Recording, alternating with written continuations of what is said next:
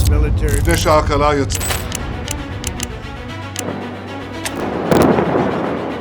যুদ্ধ যখন দীর্ঘ হয়, জয় পরাজয়ের হিসাবটাও তখন বদলে যায়। কখনো কখনো সবচেয়ে বড় জয় হয় যখন যুদ্ধটাই থেমে যায়। এই বাস্তবতার মাঝেই সামনে এলো এক ভিন্ন প্রস্তাব। ইরানের সাবেক পররাষ্ট্রমন্ত্রী জাভেদ জারিফ চলমান সংঘাত অবসানে দিয়েছেন এক চাঞ্চল্যকর শান্তি প্রস্তাব। যুক্তরাষ্ট্রের সাময়িকী ফরেন অ্যাফেয়ার্সে প্রকাশিত এক নিবন্ধে তিনি তুলে ধরেছেন এই প্রস্তাব। তেহরান বিশ্ববিদ্যালয়ের এই অধ্যাপক এবং ইরানের সাবেক এই ভাইস প্রেসিডেন্ট বর্তমানে নেই কোনো সরকারি পদে। তবে তিনি প্রস্তাব করেছেন যে ইরানের উচিত এখনই বিজয় ঘোষণা করা এবং এমন একটি চুক্তি আসা যা বর্তমান সংঘাত থামাবে এবং দূর করবে ভবিষ্যতে যুদ্ধের আশঙ্কা। সংবাদ মাধ্যম দ্য গার্ডিয়ানের প্রতিবেদনে প্রকাশ পেয়েছে এই তথ্য।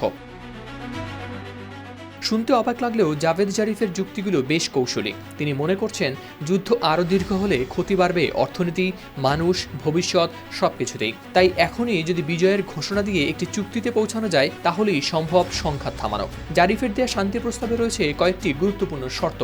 প্রথমত, ইরান প্রতিশ্রুতি দেবে তারা কখনোই পারমাণবিক অস্ত্র তৈরি করবে না। 2015 সালের যে চুক্তিতে ইউরেনিয়াম সমৃদ্ধকরণের সীমা নির্ধারণ করা হয়েছিল সেই সীমার নিচেই রাখা হবে তাদের কার্যক্রম। দ্বিতীয়ত, চীন ও রাশিয়াকে সঙ্গে নিয়ে একটি অভিন্ন পারমাণবিক কেন্দ্র গড়ে তোলার কথা বলা হয়েছে। সেখানে ইরান তাদের সমৃদ্ধ ইউরেনিয়াম ও প্রযুক্তি সরিয়ে নেবে। তৃতীয়ত, যুক্তরাষ্ট্র ও তার মিত্রদের ইরানের উপর থেকে সব ধরনের নিষেধাজ্ঞা তুলে নিতে হবে, যাতে ইরান আবার বৈশ্বিক অর্থনীতিতে স্বাভাবিকভাবে অংশ নিতে পারে। চতুর্থত, হরমুজ প্রণালী আবার খুলে দেওয়া হবে, যা বিশ্ব জ্বালানি সরবরাহের জন্য অত্যন্ত গুরুত্বপূর্ণ, এবং যুক্তরাষ্ট্রকেও এই নৌপথ ব্যবহারের সুযোগ দিতে হবে।